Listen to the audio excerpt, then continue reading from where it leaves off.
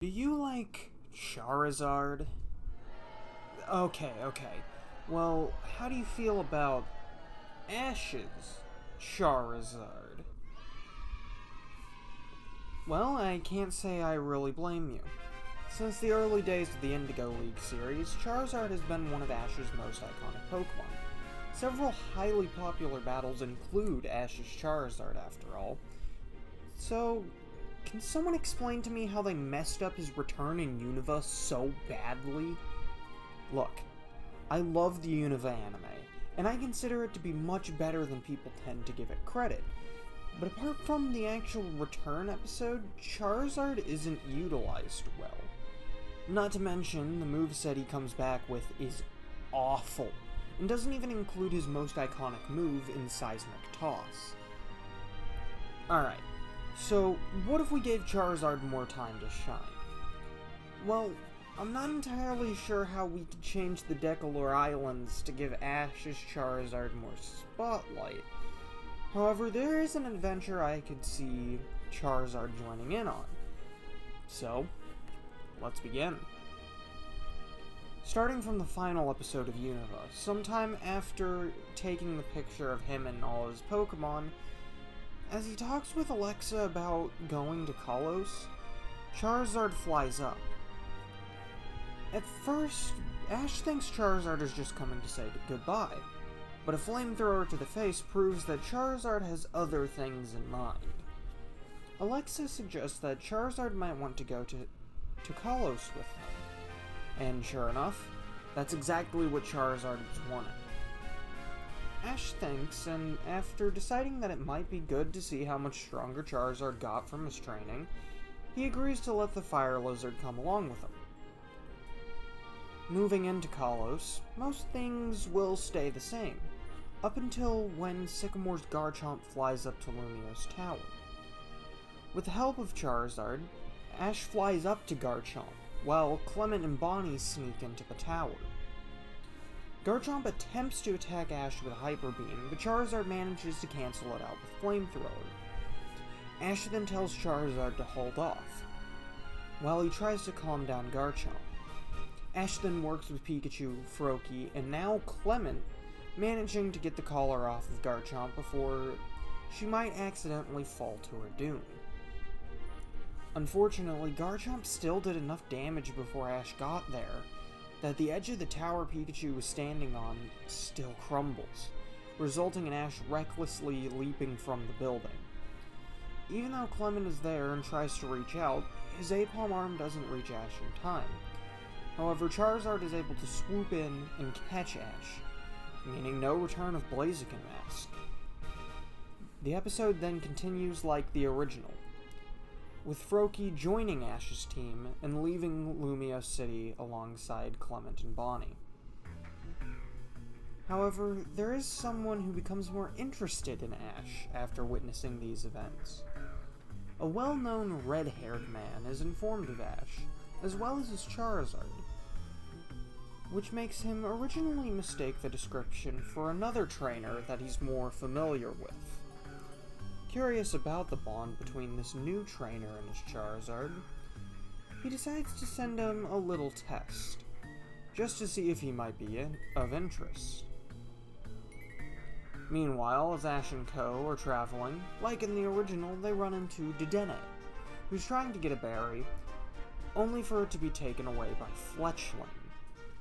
Like in the original, Froakie is angered by Fletchling, but the flying speed and prowess it possesses results in Froakie having trouble even hitting it. Ash thinks that it might be best to switch to Charizard, but Froakie stubbornly rejects this, refusing the idea, or even to allow Ash to form a strategy. Eventually, Ash manages to calm Froakie down, but this makes him realize that Charizard might have lit a fire within the water type, and now it wants to prove its own power to him. Like in the original, they try and use Clement's machine, but despite the power of science being so amazing, it doesn't do anything more than attract some Beedrill. However, Ash comes up with a new strategy, utilizing the cliffs of a ravine. Once again, he manages to battle Fletchling, but just before he's able to trick it with Froakie's Frubble copy, a trainer calls out for their Charizard to use Flamethrower, which takes down Fletchling, allowing them to catch it instead. When the trainer reveals himself, he apologizes for butting in on the battle, saying he had actually been looking for Fletchling himself, as he thought it was pretty powerful. Ash takes the apology, figuring that if this guy was also trying to catch Fletchling, it was only fair. He asks what the guy's name is, to which the guy reveals himself to be Alon. Ash introduces himself, and Alon asks if he's the guy that saved Garchomp on the news. Ash chuckles, a little surprised someone actually saw that. Alon then says that he remembers seeing how well his Charizard did, and points out his partner Charizard as well. He then asks if Ash would like a battle, to which Ash agrees. The two decide to battle one-on-one, Charizard versus Charizard. Both fire types stand proudly against each other, leading into a fierce clash between the two. Wing Attack versus Steel Wing, Slash versus Dragon Claw. Two powerful flamethrower attacks clash, before they both go in for a powerful hit from their separate Dragon-type attacks. For a while, Ash and Charizard have the advantage, so Alon decides to quit fooling around, activating his Keystone. Responding to Alon's heart, Charizard then Mega Evolves into Mega Charizard X. It's only with this that Alon manages to turn around the battle, putting Ash on the back foot. Steel Wing and Dragon Claw hit much harder thanks to the change in Charizard's ability, not to mention the extra boost with it now being Dragon-type. Alon's Charizard also shows its firepower to be much greater, as the Flamethrower Mega Charizard X spews is now a much hotter blue. However, Charizard won't give up that easily. Being pushed to the brink, for the first time, Ash's Charizard utilizes its Blaze ability, boosting its own firepower. As Alon's Mega Charizard X goes for Blast Burn, Ash's Charizard manages to cut through with a much more powerful Flamethrower, before sealing the deal with Dragon Tail. With that, Ash is the winner of the battle. Alon actually takes the battle in stride, congratulating Ash on the victory.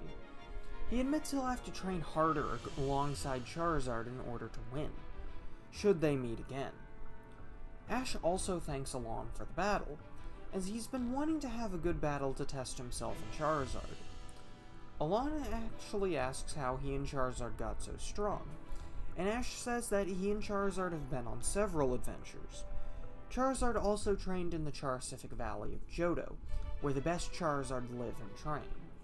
After reuniting, he and Charizard were going to take on the Kalos League together.